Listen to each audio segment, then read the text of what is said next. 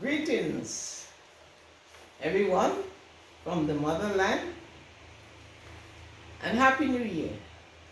And may God's richest blessings be with everyone. The title of the video today is Contentions and Truths in the Life of Joseph, taken from the book of Genesis, beginning from chapters 37, and we go all the way to Exodus 1. The message.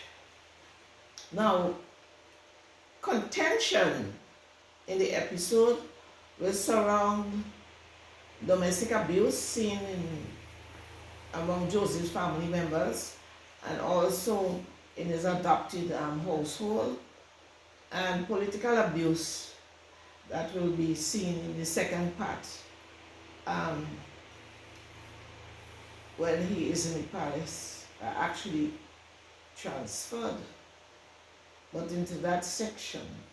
And truths will include human acts of faith and divine intervention. Now, the questions I will be addressing in this video include: 1. Did Joseph contribute to the demise of his brethren, family, and nation in the enslavement in Egypt? And 2, how does the significance of the statement, Pharaoh, who knew not Joseph, in Exodus 1:8, lend to the argument of Israel's enslavement? So we begin with question 1. Did Joseph contribute to the demise of his brethren, family, and nation in the enslavement in Egypt? So in this section, while we're going along for purposes of people who like topics related to domestic abuse, so you observe it, or you can analyze it as we go along, because my emphasis is not there. And truths will include the human acts of faith and divine intervention. So, beginning the episode, Joseph's brethren rejected 2 dreams from God,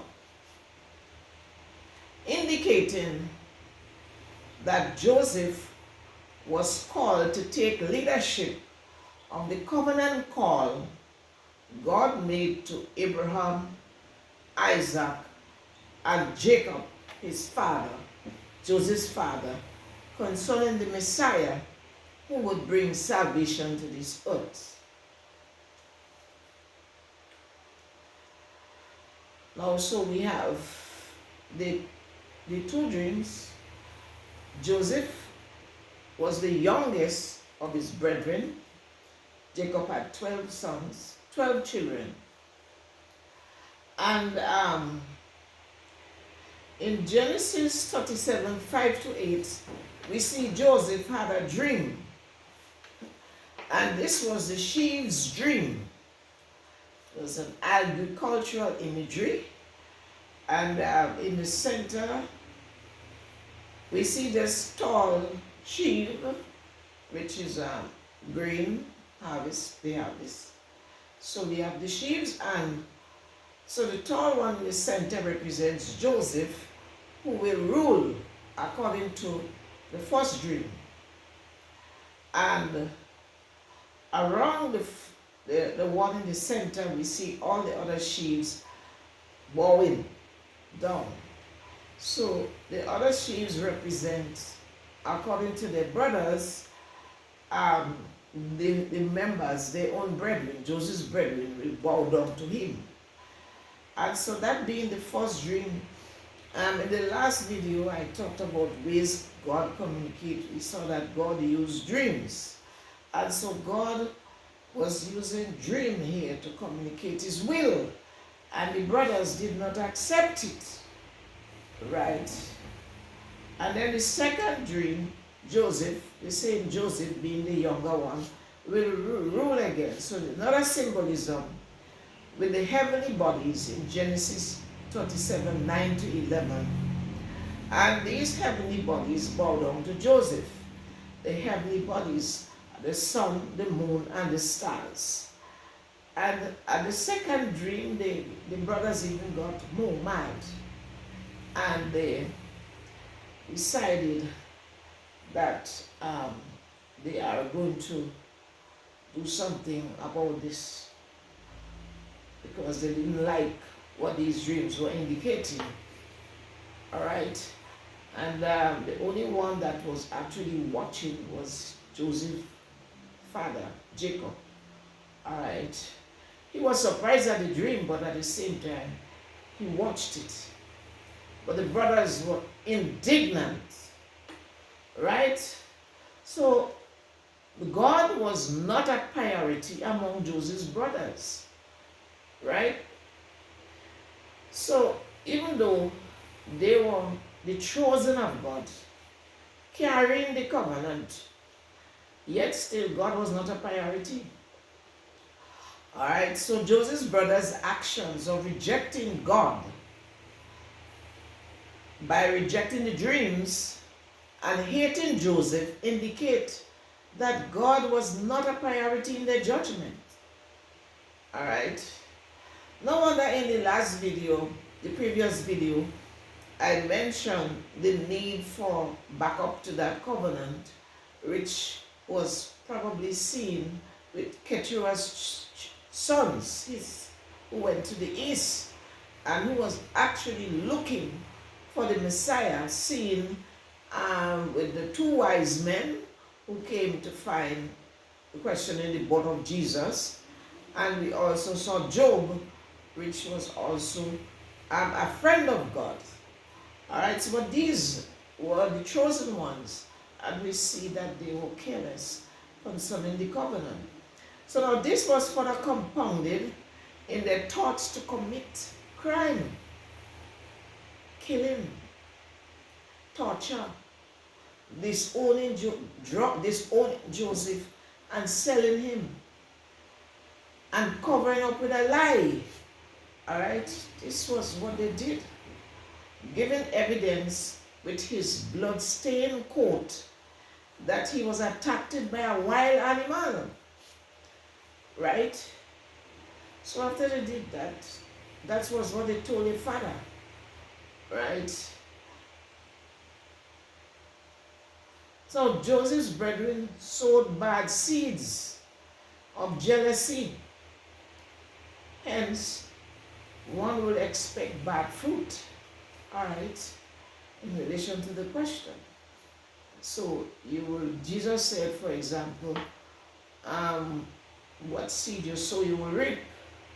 So, however, one needs to observe the presence of God in the life of Joseph while on bad ground.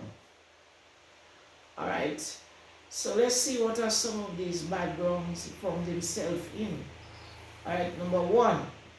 Well, not number one. We had murder threat. In Genesis 37, 18 and 20, all right, we saw the brothers decided to murder him. All right, so they threatened to murder him. And we have, no, I'm only dealing with the analysis of the story. Yeah? So then we also saw Joseph was put in a pit, and then he was sold.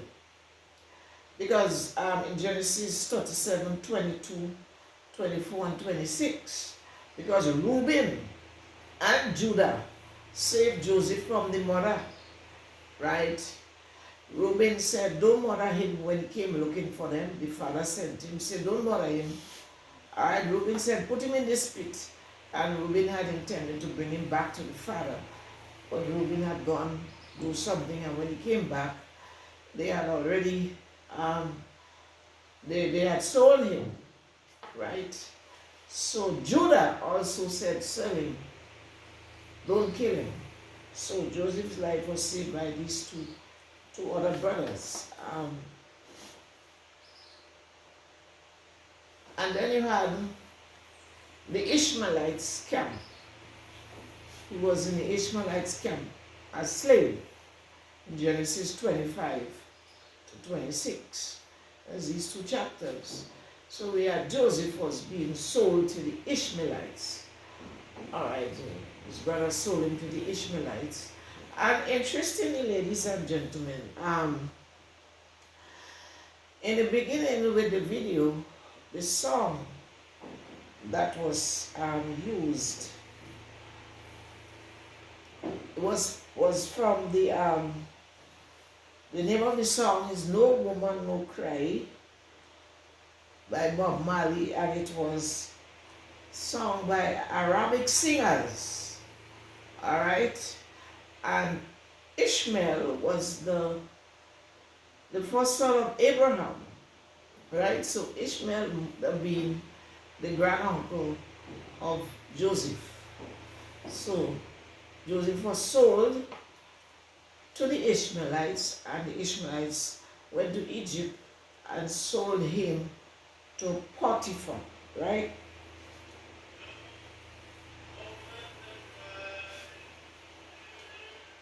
And in Potiphar's house was blessed because of the presence of Joseph. All right, Potiphar's house was blessed, and so Potiphar trusted Joseph. Potiphar trusted Joseph to take care of his whole household. Right, because he saw that God was with him, his God.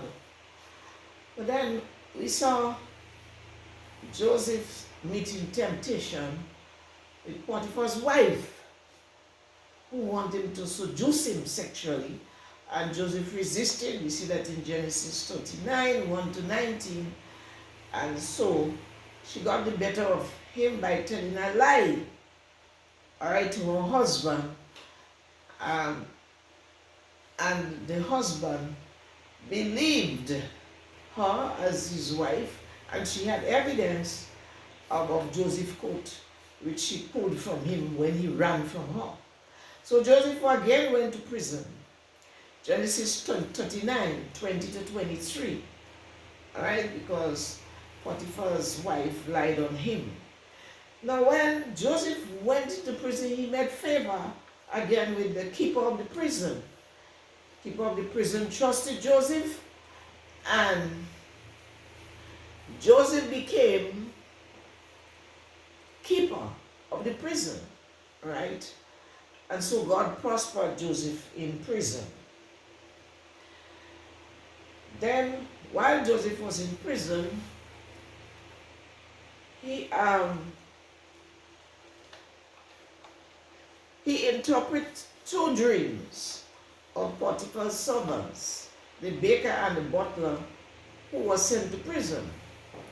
And so they were under the control of Joseph. And with the interpretation of these dreams, Joseph now was connected to Potiphar, who was king, because the butler, according to the dream, was given back his position into the palace as so he went back to serve the king's cupbearer, and the other one died. So when the cupbearer went back, and we see that connection coming up in Genesis 40 and 41. When God's time was ready, he dealt with Joseph. Now, let's look at an allusion before we go on. Joseph's experience from his brethren's attitude and actions in Genesis 37, 5 and 8, and Genesis 37, 9 to 11, has has universal application. It could be applied. Everybody could have some connection. Now, many people, including clergy, do not always believe God and his specially called and gifted agents. Joseph was specially called and gifted. But many people do not believe, including clergy, that is ministers, and so on. And God's special gifted agents are perceived as thorn in the flesh or thorn in other people's parts, right? So the good that is among them is perceived as being bad, all right? And so what happened? The thorns, the Christians are blamed and persecuted for bad occurrences at home and in the society. We saw that historically, in the Roman Empire. We see it, in the East, Christians are perceived as being threats, especially when they are converted in large numbers, right? So gifted individuals undergo character assassination and are ostracized in various forms. We see that it's going on. We had it in the rebel. We have it at present. We see it all over. We see it in the workplace. See it. People are gifted and they are ostracized for the blessings that God has given. So persons become square pegs in wrong holes, as seeming misfits. So God bless so that others will be blessed, and those for whom the blessings is intended for, these people see it with a bad eye. See people as a bad eye. So we have people square pegs in the wrong hole. Many people become misfits in society. All right? Square pegs in the wrong hole. Anyway, Joseph was one of them. And so this was, the types of abuse that he suffered. So now we have Genesis 40, beginning at 41. Joseph's now is in Pharaoh's palace. All right?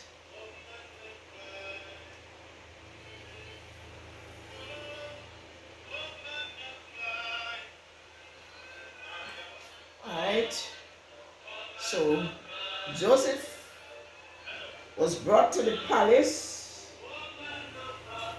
Joseph was brought to the palace to solve a problem of two dreams that Pharaoh had.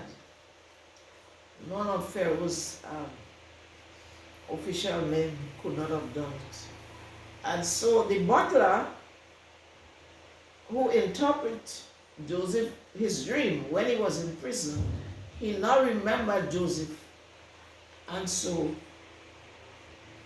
to save the officials, he sent to call, told the news about Joseph, because God now is ready to establish Joseph in his own time.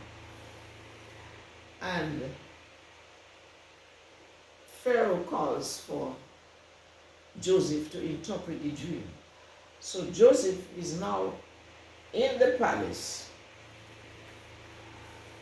He interprets the dream. Genesis 41, Joseph is promoted to governor in the palace from prison. All right? In God's own doing in his own time. Joseph interprets Pharaoh's dreams. And so Joseph says, what God is about to do, he showed it unto Pharaoh, the king. So watch this. God does not hide from the government. And in this case, it was important because Israel was in Canaan, and Canaan was a territory of Egypt. And so Pharaoh was leading. So God is reaching out to the king. So the dream is that the two dreams had the same interpretation, as if their famine is coming in 7 years. And that famine will be for 7 years, so the king must prepare. Genesis 41, 25 to 31. Now, Joseph suggests a preparation strategy which Pharaoh accepts, and it promotes Joseph to execute the plan because nobody else couldn't do it. All right, so Joseph is promoted to execute the plan. All right, and so everyone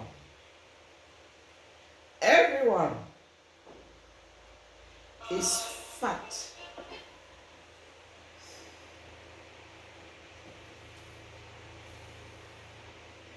Everyone got fat from Joseph. Now, fat is an acronym. Down at the footnote it says, fat is action in faith and transformation with Joseph as governor. And here we are going to see the evidence of faith, human acts of faith and divine intervention in the palace. So everyone got fat from Joseph.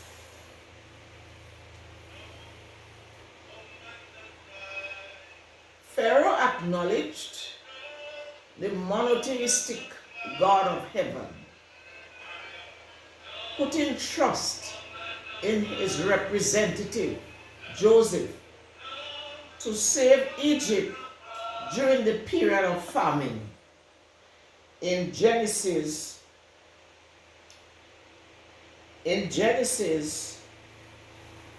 41, 25 to 56.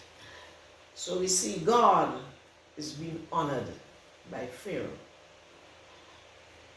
Pharaoh acquired much money, cattle, land, servants, and taxes due to the severe famine, as we see in Genesis 47, 13 to 26.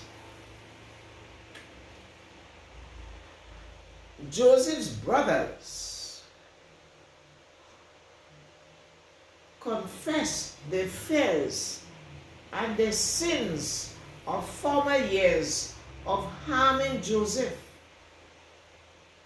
making peace when they went from Canaan to Egypt to buy corn in Genesis 42, 1 to 45, 8.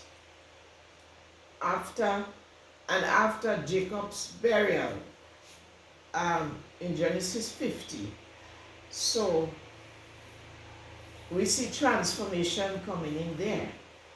All right, the brothers, because they are the ones who killed and plotted to kill, planned the crime, they plot crime. All right, and imagine living with this crime for all these years, because Joseph was about 17 years when they sold him. All right? And then, you see, there's a saying that says your sin will always find you out. All right? So some people cover the sin. All right? They cover it. But they did not know that God will expose it. All right? So you see, they had to be clean. And so when they came to buy the corn, that is when the confrontation took place and all the drama that went about it. And then when Jacob died, and they came back, they also again, re-emphasize that forgiveness, that repentant spirit. All right. Now, family reunion, where Joseph is reconciled, Joseph is reconnected to his Hebrew identity and the fulfillment of his two dreams of the former years. Jacob, his father, and 11 sons were brought to Egypt by Pharaoh. Genesis 45, 9 to 46. All right. So there's a little problem with the last one there. So we see that reunion, family reunion to his Hebrew identity, right, after all these years. And then again, we see that it was the Lord giving the message, so the dream was fulfilled. They came and they all bowed to Joseph, father and sons. So we cannot dismiss the prophecy from fulfillment once it is the will of God. Nothing we do can stop it. And we also have Jacob also blessed Pharaoh, and Pharaoh showed kindness to Jacob and his family by giving them the best land, Goshen, and honored Jacob's request for his burial when he died, Genesis 47 and 50. All right, so now in Exodus 1:6, we saw that Joseph died at 110 years. All right, and all his brethren, that's his the 11 sons along, they died, and all that generation with them. So the generation that came into Egypt from Canaan, including Joseph, they died out. And look at it, 110 years Joseph died, so that's subtract 17 from that, right? And we have a close 8-something years that they already in Egypt.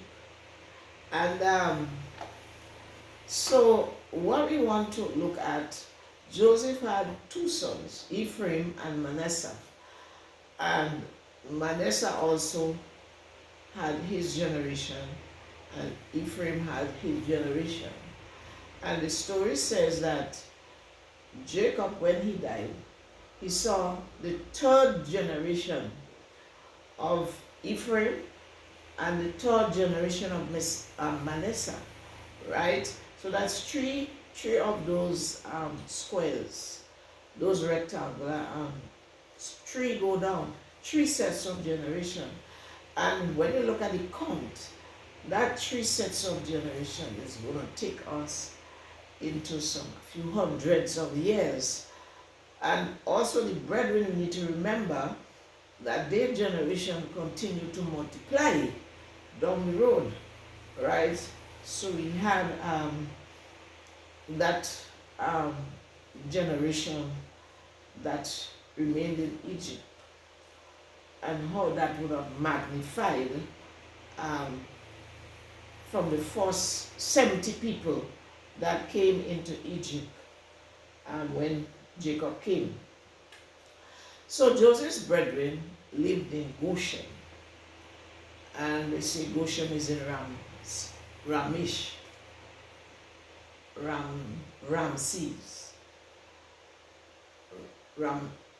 Genesis 47, 11 and 58. Ram, R-A-M-E, Ramesh or something like that. And the children of Israel were fruitful and increased abundantly, and multiplied, and waxed exceedingly mighty, and the land was filled with them. Exodus 1-7. All right, so everybody got fat.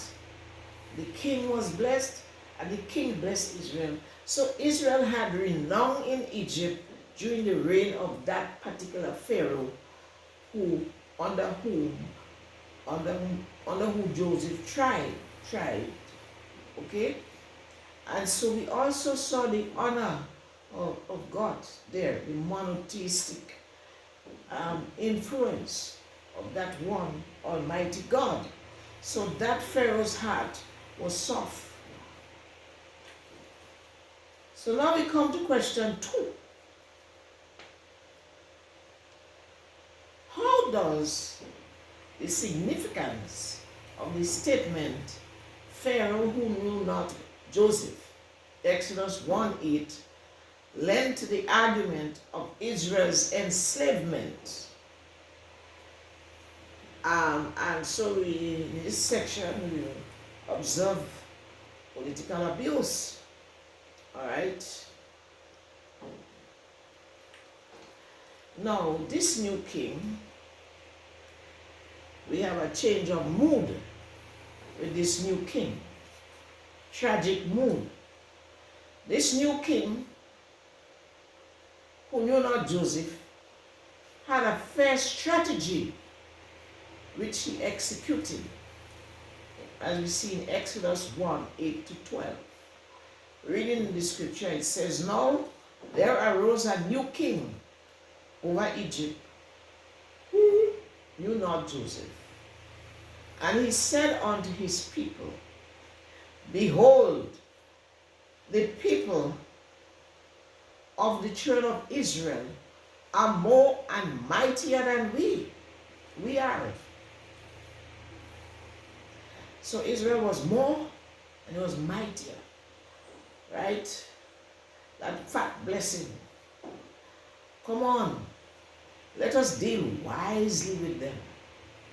Lest when there arise any war, they join unto our enemies and fight against us, and so get them up out of the land. We will address that out of the land down the road. So, but we see that because during the time of the famine, you will see that the lands, Pharaoh acquired the lands of the people. All right, as the famine became more fierce. All right, and food, was the main goal of survival. So down the road we're going to see how the people sold themselves into slavery. However, Israel came with their own money to buy, and they were in Egypt, and so they were taken care of from Joseph. All right, so they were not in the same caliber as the rest of the people who became servants. All right, because of the severe famine. So when he says they are more and mightier, that's true. These people had their own independence in Egypt. Therefore, they did set over them taskmasters to afflict them as taskmasters, as slave masters, to afflict them with burdens. So they enslaved them then. And they built for Pharaoh treasure cities. And these were Piton and Ramses and so on. But then these are the ones, they build the pyramids. But the more they afflicted them, that's the Pharaoh's people, Pharaoh and his leader people, the more Israel multiplied and grew. And here we see the divine providence of God. And they, Pharaoh and his government, were grieved because of the children of Israel. All that they do, Israel still became mighty. So here we see demonstrating the taskmasters and building up the pyramids and those cities. All right, so you see them bringing bricks and buttons, and the one in white, you see with the whip in his hand, threatening taskmaster. So Israel was reduced to slavery, right? So we're going to examine reasons why. So now we see that self-antagonism in that new king and his government.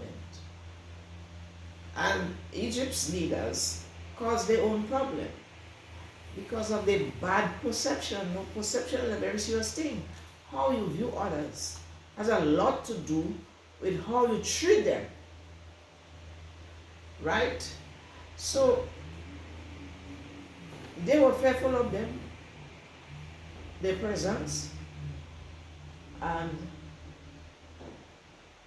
I have a video that talks about the economical benefits of. You can look at that video. It says to hell with Pharaoh,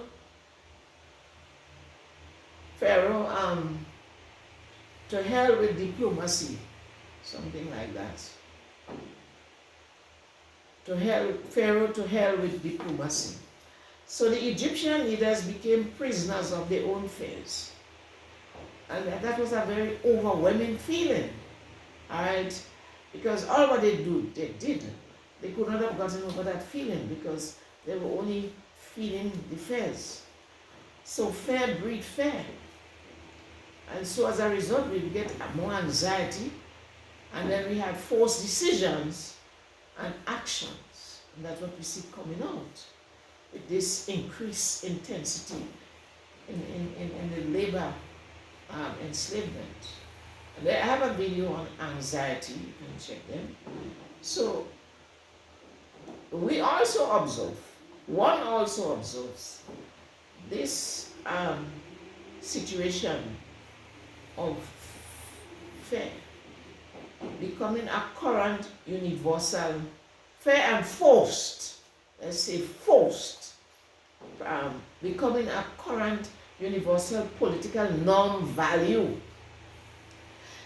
We see it as is echoed in the book of Revelation, as heralded in the book of Revelation, which is the beast politics, forced all, right? Force all into one universal global government, right?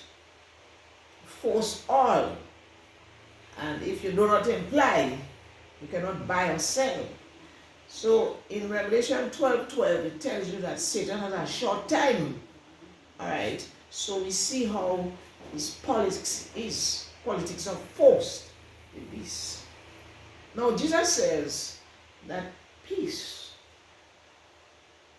perfect love, casts out all fears. 1 John 4:18. So with Jesus, we find peace, internal peace, inside, calm, assurance. And so we are able to think straight. And we have objective decision making. Alright? Not from fear, but we think critically. And we also have integrity. Right? Integrity, moral uprightness. So we are conscious of our actions because God is judge and will judge us. All right? So we're not acting from fear. All right? So the children of God not act from fear. Right? But we see the beast in the contrast, his politics, the politics of fear. Now there's a puzzling question. I had to spend a lot of time over this matter. And so this puzzling question had come, like, could be people's question as well. Why didn't Israel return to Canaan at the time of Jacob's burial? Okay, because they went down into Canaan to buy the corn. Right?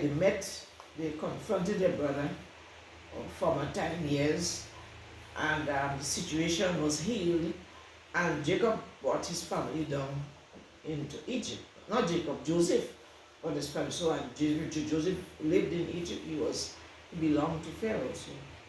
And so his whole household was in Egypt, and they were also saved from the famine. Now, when Jacob, the father, died, and Jacob, the king, sent back to Canaan, brought him out back to Canaan for his burial, because that was the request of Jacob. Do not bury me here. The covenant will not remain, the covenant holder will not remain in Egypt.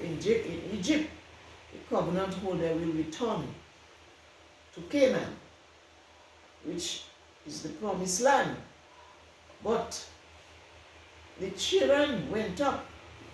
Let's see what happened. Let's see the answer. Why didn't they return?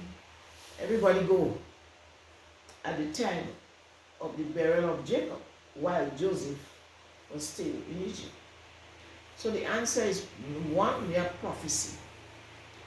Joseph, remember, will become the leader of the tribe by divine call in the two dreams in Genesis, right, which landed him in Egypt, in prison, and now Joseph being sold as a slave, he is now the owner. His owner is Pharaoh, so he belonged to Pharaoh, right? So Canaan was also a territory of Egypt. You see that in Genesis 47, 13 and 15. So now, during the famine, the people from Canaan migrated to Egypt as servants. Now, the children of Israel was down in Egypt already, long before that, right? But the famine became so severe that all over the regions, right, people eventually came into Egypt as servants because all the money was finished. They couldn't buy him. So what they did, they start battering themselves. So they start battering. First, they give up the cattle for food, right? Then, when the cattle was all gone, as being owned by Egypt, they give up their lands, right?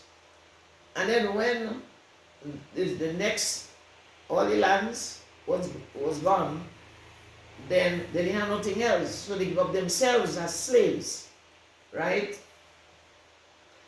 And so Egypt now gained all these lands, right, during the reign of Joseph. That's how severe the famine was, right? And the people give up everything. The last thing was a sale for bread and corn. And the episode said that from one corner of Egypt to the next corner of Egypt were filled with people and so on, cattle and so on, the cattle and so on. And then Pharaoh gave them corn to the plant. So, and Canaan was also a territory of Egypt, right? So when you look at that story, that famine there, because of the severity of that famine, the children of Israel, most likely, even if Joseph was not sold at all, the children of Israel, because of Canaan and the famine, they would have also become slaves in Egypt. And they would not be able to get out.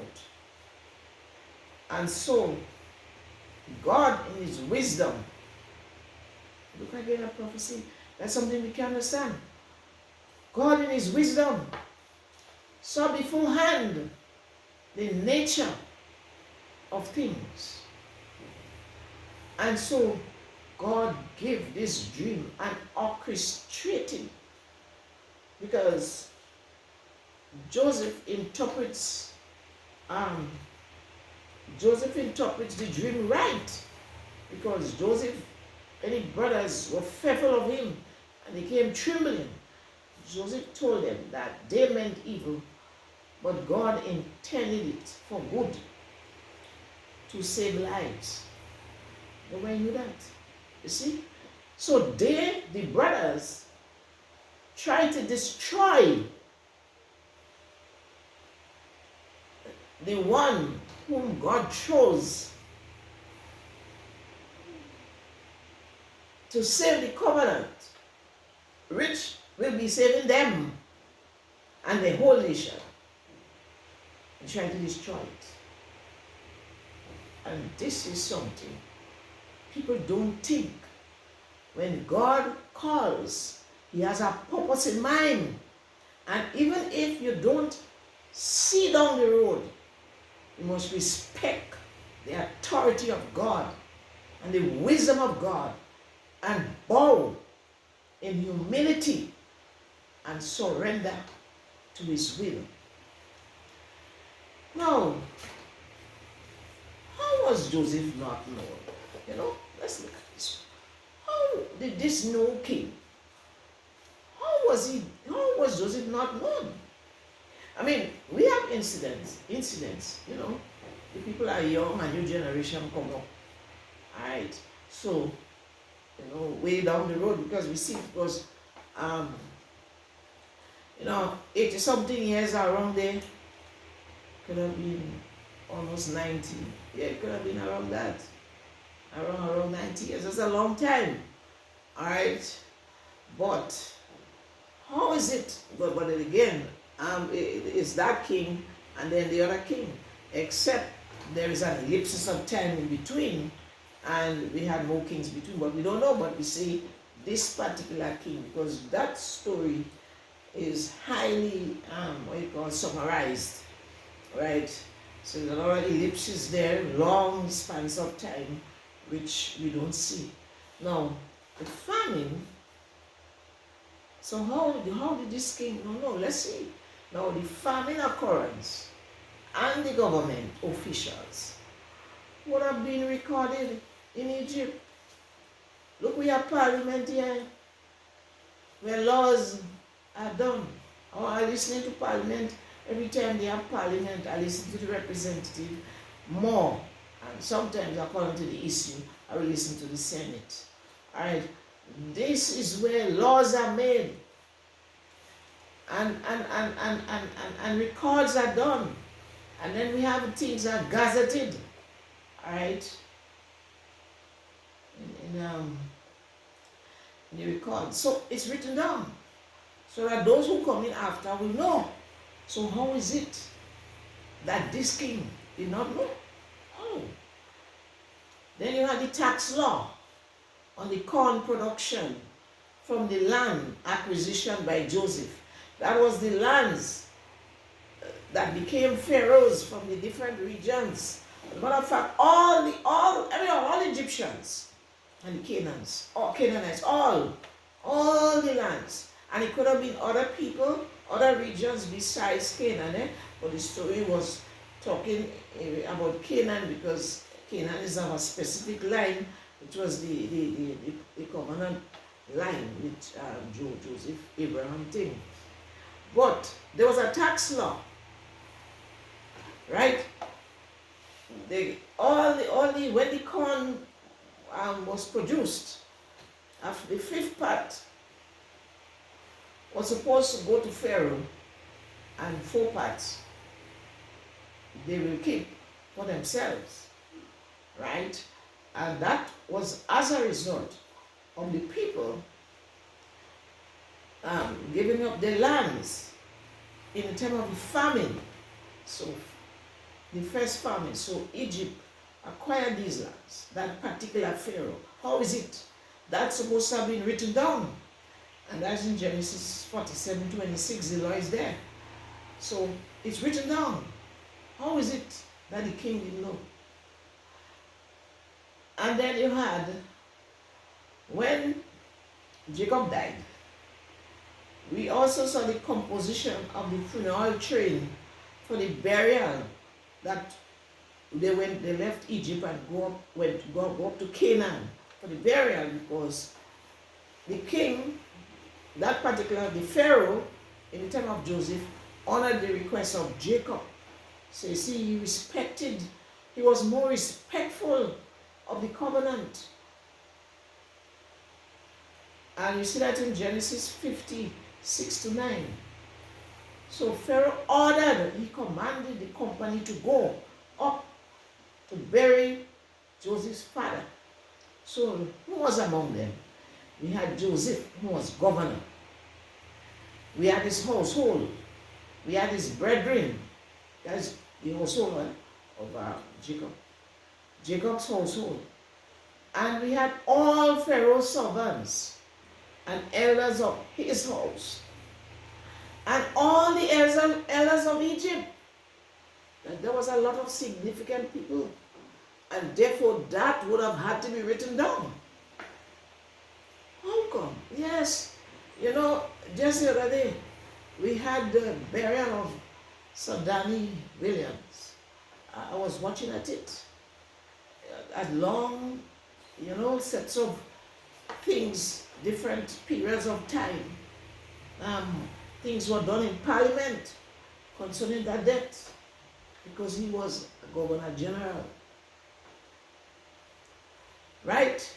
And I learned a lot of things about, the man of integrity.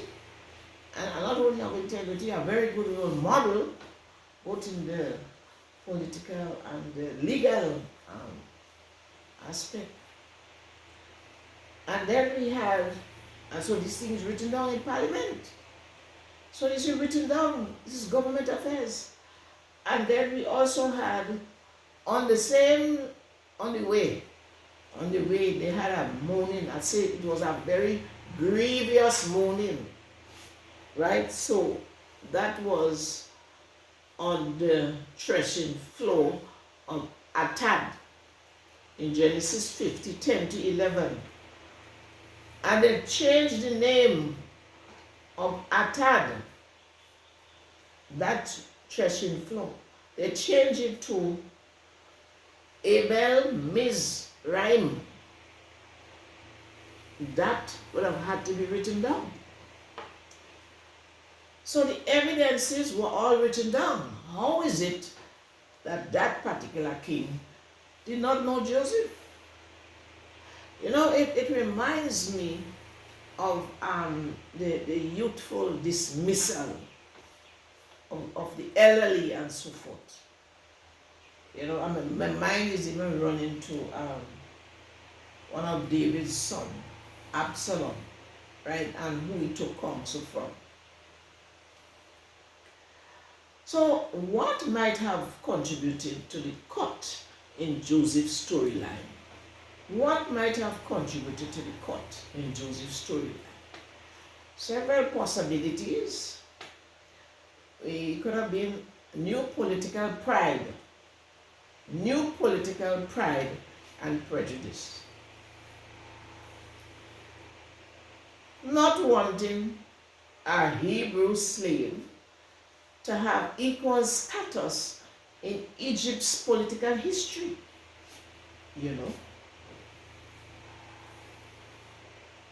So, cut him out. Denial is another one. Denial. And I want to also stress that Israel's God is mightier. A denial of Israel's God is mightier. Denial. Some people. And the greater the denial, right? The greater the pride and the prejudice. All these are aspects of prejudice. Denial. Things was beat. Denied to the bone. You're looking at two people of different colors, same blood, same, biological stature. And you say, this one is and this one is not. Denial. You see the evidence in your face, but you don't want to have anything to do with it. These are dogs, right? Now, denial. Slave man, you don't want to slave in our history. No, this is Egypt, man. Might and power and glory. All right? Cut it out. And then you could have had revival of nationalism and culture with the youth. Ease, erase or delete foreign elements and content from history and replace it with new local elements and content. So erase it.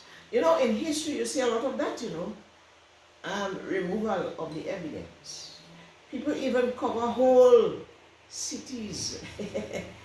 They cover, it's interesting when you look at those archaeological evidences.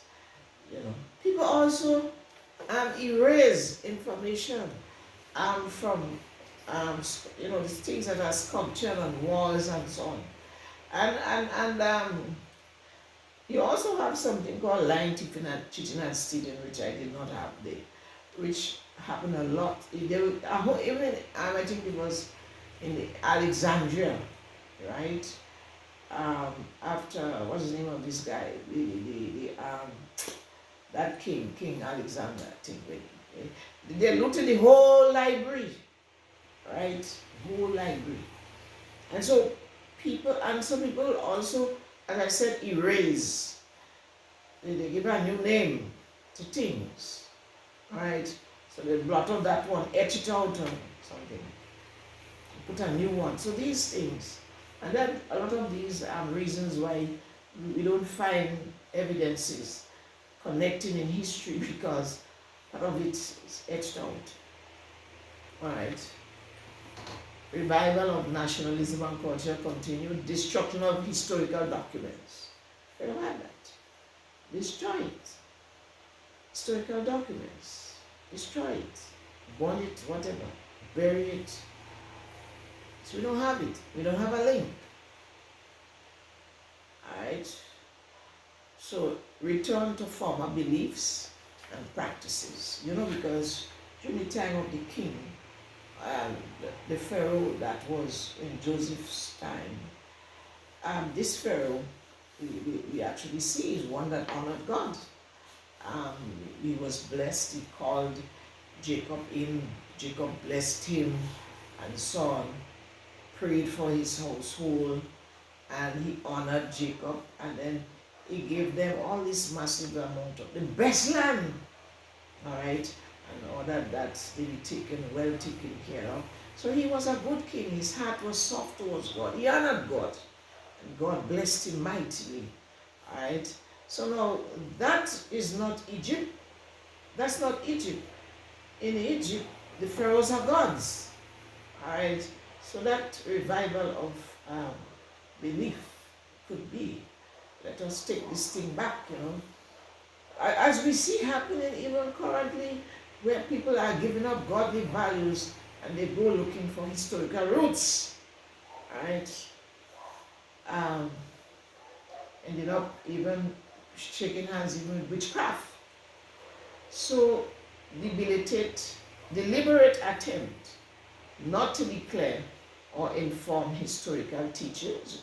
So they didn't teach it in the schools and so on. Bribery or threat to keep your mouth shut. That's something that happens in the political arena. Bribe, keep your mouth shut. See the cases. Selective exposure. We withhold what we don't want you to know, and we expose what we want you to know. So these are some of the possibilities that might have happened. Change with the onset of youth and things like that, different values. So let's come up now to our conclusion, making a conclusion, a deduction. Now God rewards those who keep faith aflame in crisis and trials. Alright, so we saw that in the experience with Joseph. He was faithful, right? Joseph was faithful, alright? He was faithful, alright? He was energized by the presence of his God. And he kept committed despite the circumstances. And God blessed his works, and God elevated him to bless others as well. Right. And persons who don't know the true God are motivated to trust him and receive blessings by the commitment of his faithful ones. Right? And that was in Joseph's situation with Pharaoh, his household, and the whole of his government. And this was seen in the action of Joseph and his influence among Potiphar's household, which was the first set of influence. And it was seen when he was in prison. He was trusted and he was given charge. And it was also seen in Pharaoh's palace. And the saving of the nation of Israel in crisis. Alright? And that crisis was the famine. And that was affirmed in Joseph's own words to his brethren. God meant his troubles to save lives. Genesis 50:20. So we see all things had worked together for good, orchestrated by the divine will of God. Because if Joseph had not been in Egypt, the children of Israel, due to the severity of that famine, would have been enslaved in Egypt completely, and they would not have freedom. But God orchestrated it ahead of time. So Joseph went ahead of time in his troubles to prepare for the salvation of his brethren and the covenant. Now, though Joseph's storyline was trampled under the feet of a new king, Pharaoh of Egypt, the resulting in the nation of Israel subdued to debilitating slavery, the enduring presence of God's covenant, of Israel's covenanted God, yes, symbolized in the embalmed body of Joseph, remained among Israel as a symbol of hope for the future liberation back to their homeland after a stay of 430 years in Egypt. You see that Genesis 50:24-26. So Jacob said, "Don't leave my bones here, my body here. Take me up." So Jacob went back, and Joseph said, "God will bring you out." And his body was embalmed in Egypt. That was his order. Embalm him. Do not bury him in Egypt. But when they were going, bring his bones back up with them.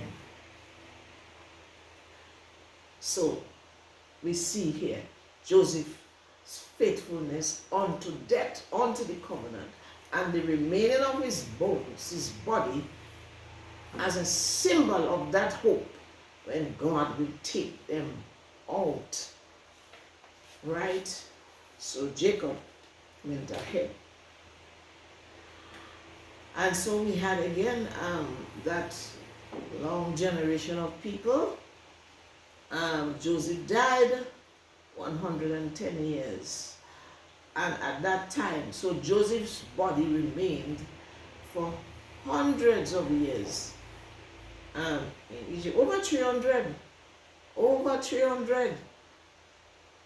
years as a symbol of encouragement to that covenant when God will rescue them, take them out from Egypt back to the land, the promised land. So we must have faith in the prophecy of God. It might look long and is long, but our hope must not die. And I have a video from generation to generation. Keep, hold on to the baton from generation to generation. All right? So we had all these people. So we had a new sets of generations going up, because many people died. And so generations and generations. We had a long, span of people, going for these 430 years we had about. And so, ladies and gentlemen, the children of Israel is going out of Egypt, led now by Moses. The faithfulness and commitment of Joseph transferred now to Moses.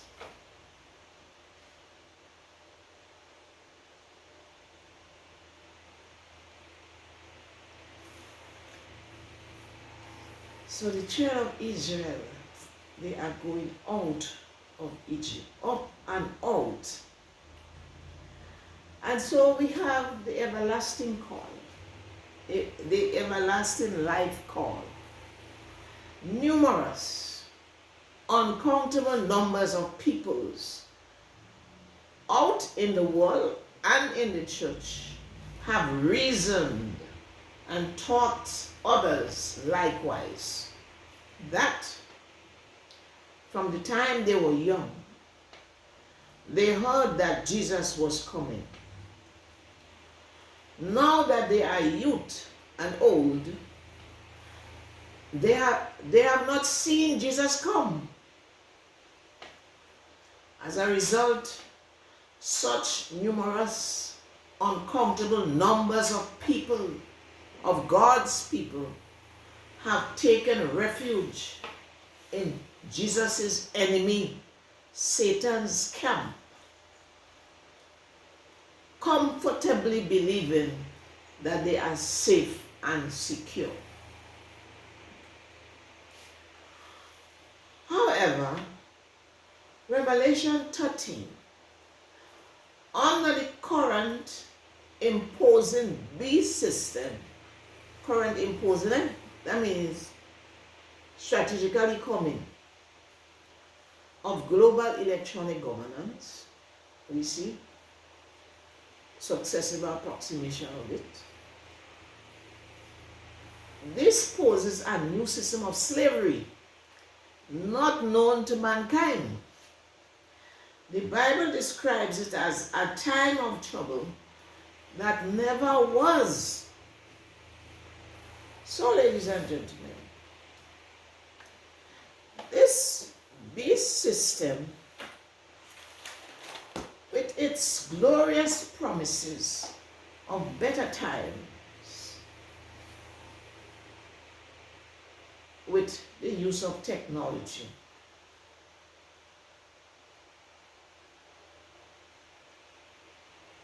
we need to look at it critically.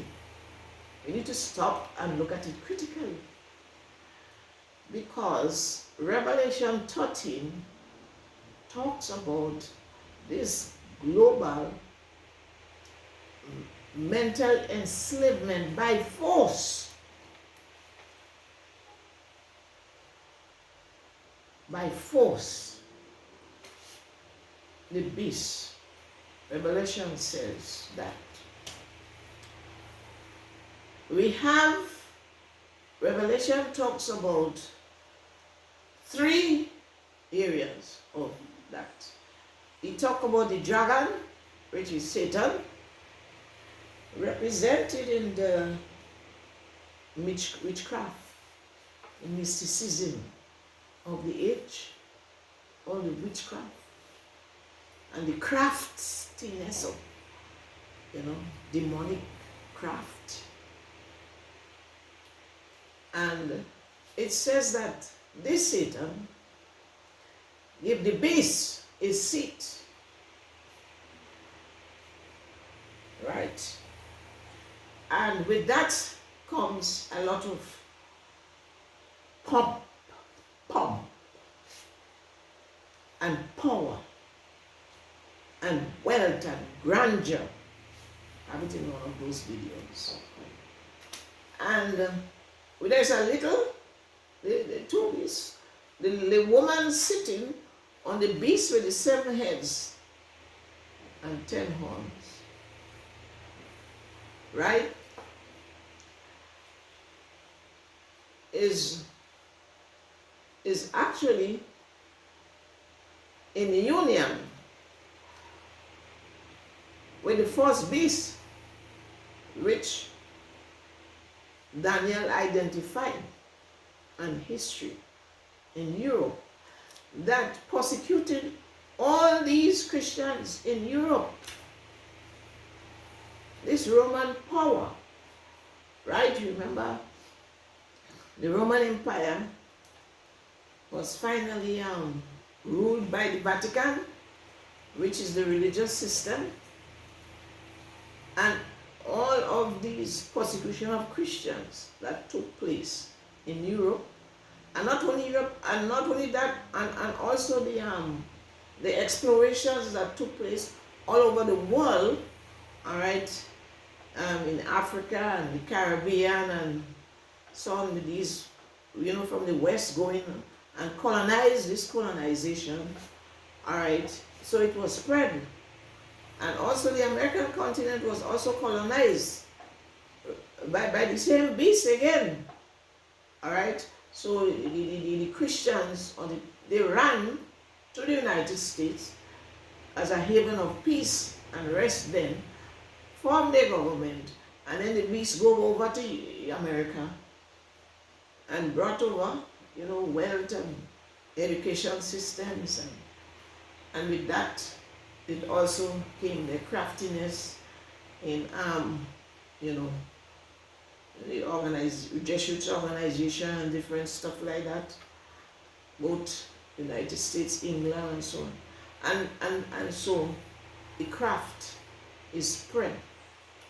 So the influence of the beast spread, all right? Universities, colleges, the politics, and so on.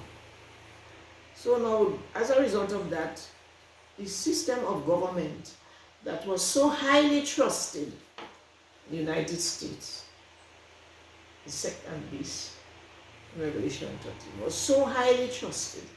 That system now has become so corrupt. Things have changed, right? And so it stretched its hand over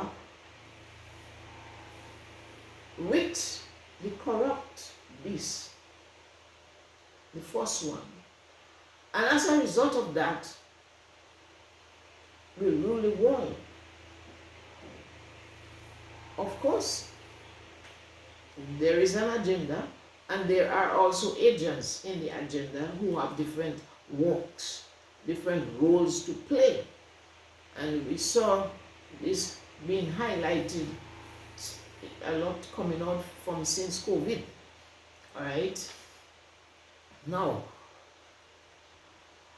what we have is that there is a portion in the Bible that talks about truth will be seen as error, and error will be seen as truth, right?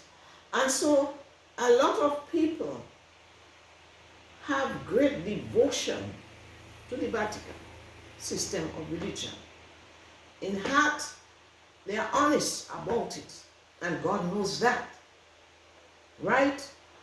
But that same system is the system that the beast gave his seat, which is working on behalf of the beast and controls both the clergy, which is the religion, and the religious system, have all these people who are deceiving people in churches, all right? And they also work with the politicians because they all go to Rome, all right? The point is, ladies and gentlemen, these things give us status. They give a lot of status to the rulers and people in society. But many people have not, the eyes are blinded. They have no reason to see otherwise because there is no threat in that direction for them. So they think. All right? But this global one world government with its electronic system is also an agenda of that same Vatican.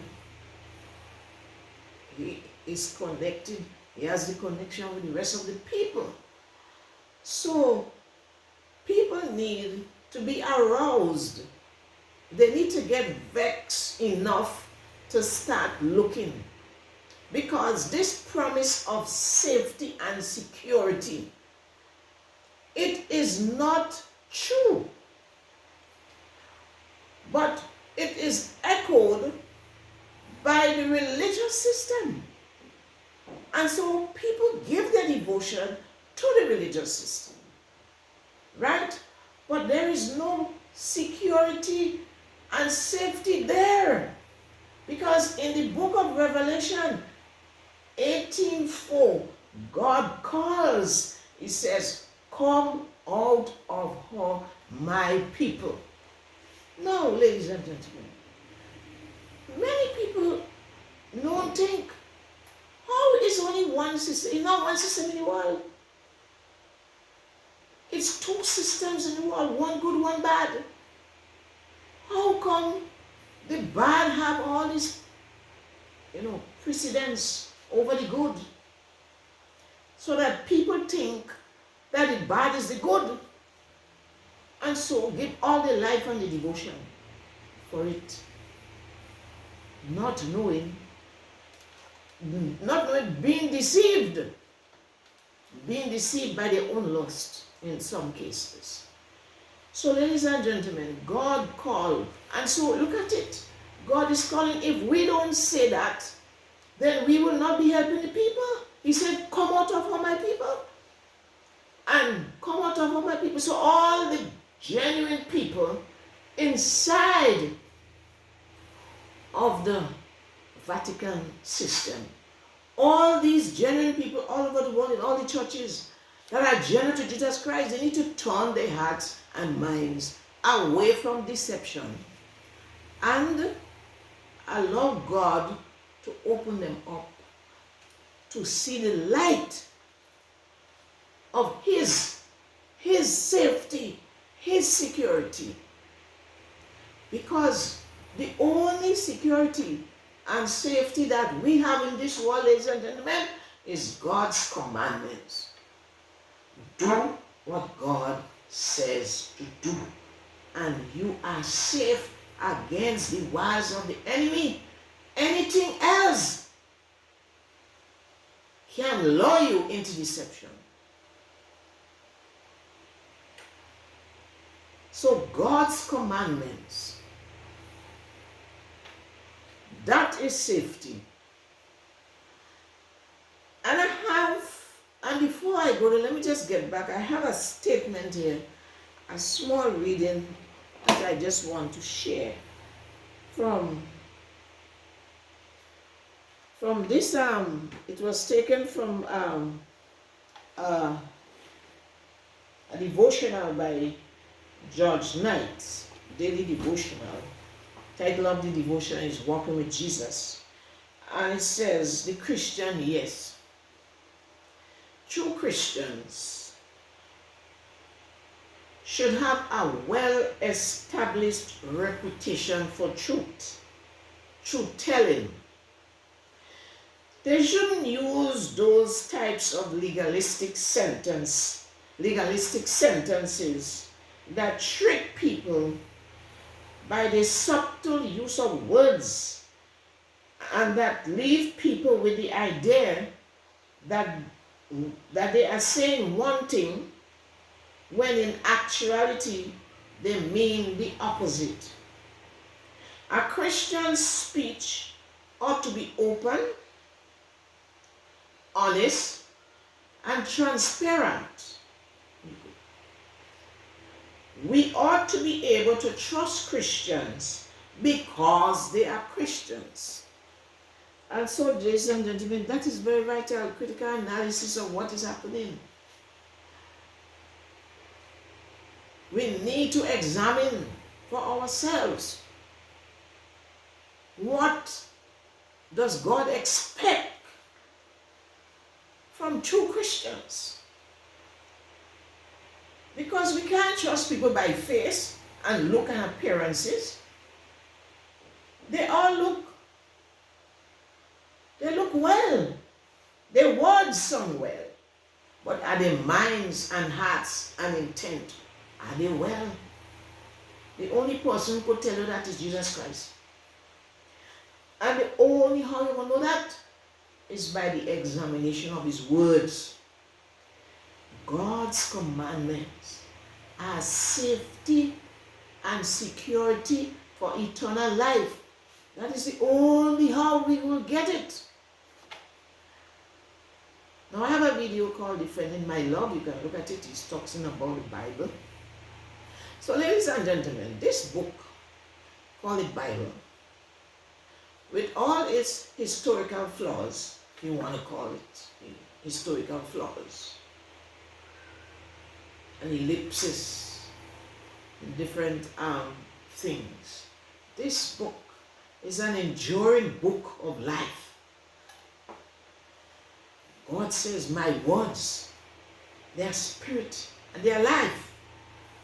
Because God invested that into humanity by holy men and women whom he called.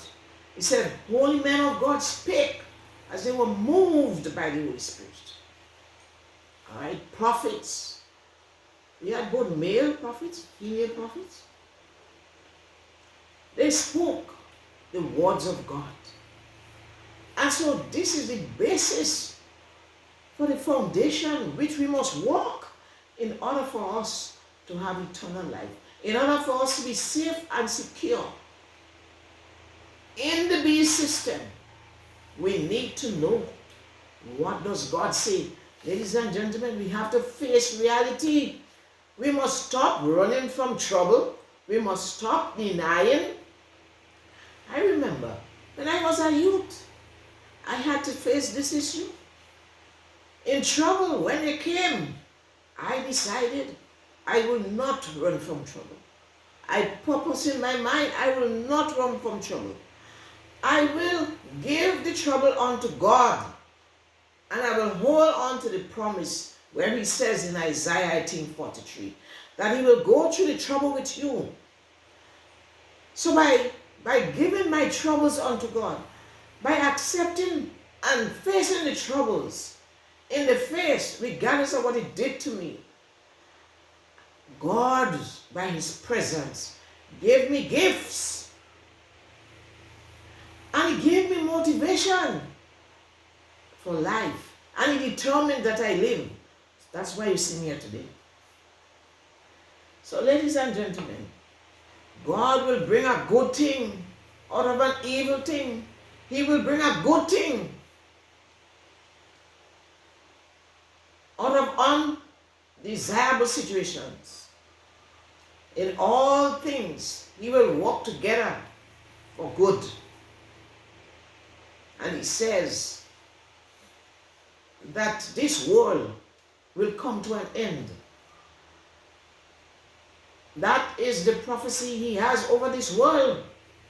And he even says in the trouble, if he does not come quickly, not one flesh will be saved.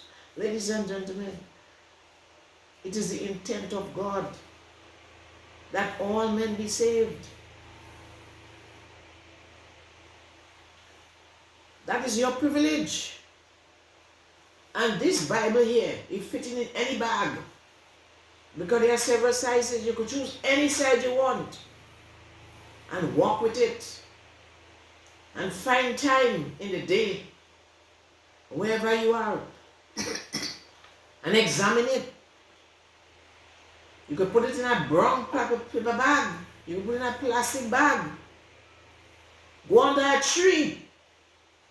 Go down by the river. Go in the library. Go in some secret place.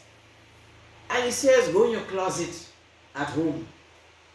Find some secret place, ladies and gentlemen, to examine this word and face up to it.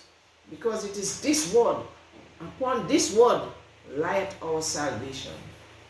So as this year is now beginning, we don't know what it will lead us into. But may we place all our uncertainties, all our fears and our anxieties into God's hand. And may we make time to examine the word of God for ourselves and to stand up and face what God has put in his word for our safety. Ladies and gentlemen, as we see Joseph's faithfulness to God, Joseph's call in the first case landed him in trouble. But that trouble was a trouble that was orchestrated by God. And Joseph followed God. He committed his life. And he saved his brothers. And he saved the covenant. And today, in this period of our memory of the birth of Jesus, we have the salvation that Jesus Christ had established. So, ladies and gentlemen, the video said, no woman, no cry. The mother of Joseph must have missed her son, not knowing his whereabouts. But God was with him, and God exalted him, and God blessed him. He did not run from trouble. Ladies and gentlemen, in this year, let us and beyond, let us face trouble with God. See you in the next video.